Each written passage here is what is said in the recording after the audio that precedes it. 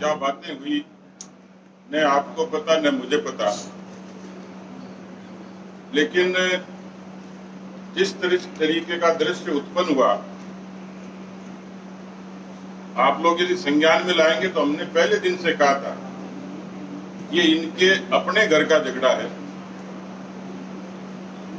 ताजुब की बात यह है कि 31 दिन इस पूरी रामलीला के 31 दिन तक न भाई जागा न बहन जी जागी, और उससे पहले बेचारी कांग्रेस लगातार इधर से उधर भागी। लेकिन जनता के हाथ में क्या आया? तो मैंने कहा कि एक तो 31 दिन का ऑडिट होना चाहिए जनता की अदालत में।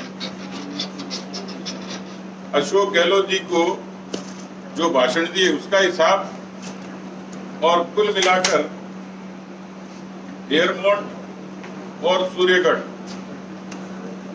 इनके का खर्चे का हिसाब तो बता ही देना चाहिए। और मान लीजिए एकता हो गई, खुशी की बात है। तो अब काम करो। अब काम क्या करेंगे कि सबसे पहले जो वायदा किया था किसानों की कर्जा माफी का, वो करके करामात करो।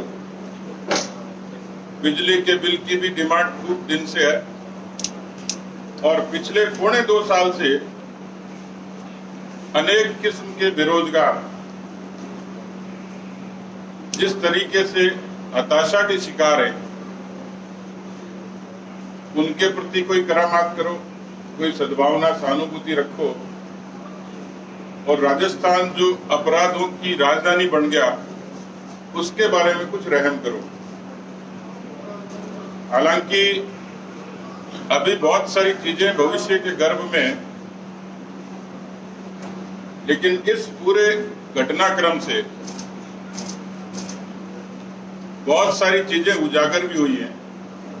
और मैंने जिन बातों का जिक्र बहुत शुरू में कहा था, इनके विग्रह के बाद स्पीकर महोदय के नोटिस से लेके और मामला सीधे सीधे सारी चीजें सीक्वेंस से होती होती सुप्रीम कोर्ट तक चली गई। 124A राजद्रोह की धारा, जो सामान्य तौर पर ऐसे मसलों में लगती नहीं, लगाई, वो सरकार की नीयत पर सवालिया निशान खड़े करती है। फिर विड्रॉ क्यों की? और इसी तरीके से एसओजी और एसीबी,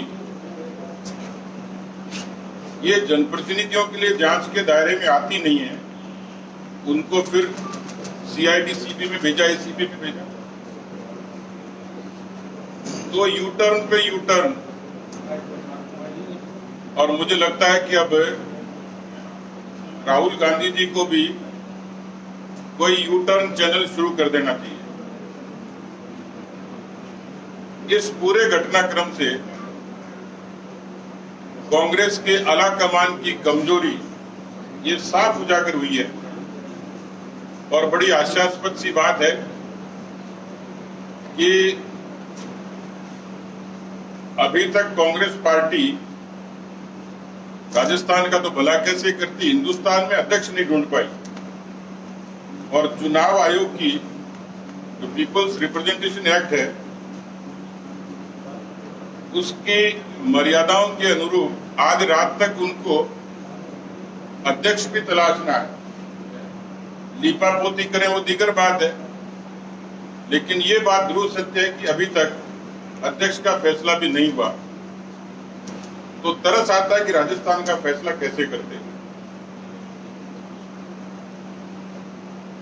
मुझे लगता है कि जो सारा घटनाक्रम हुआ,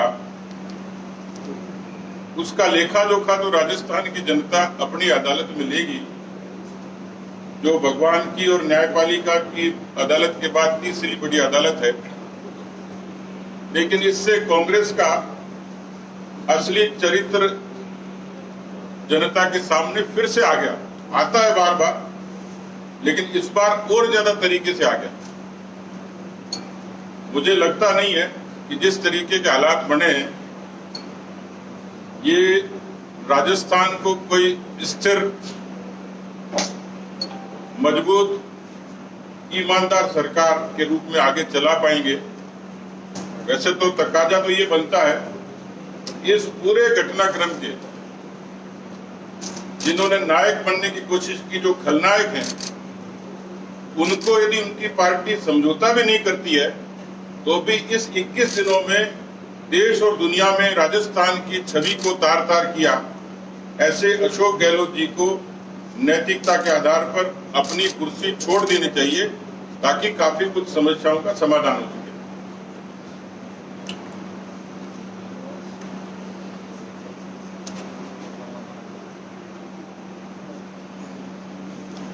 ये कुछ खर्चे का टेंटेटिव हिसाब किताब आया है। 4.25 करोड़ रुपया रहने का, खाने और पीने का 10 करोड़, कुल 10 करोड़, करीब 10 करोड़ रुपया, और जो हवा में उड़ के गए उनका भी हिसाब आना बाकी।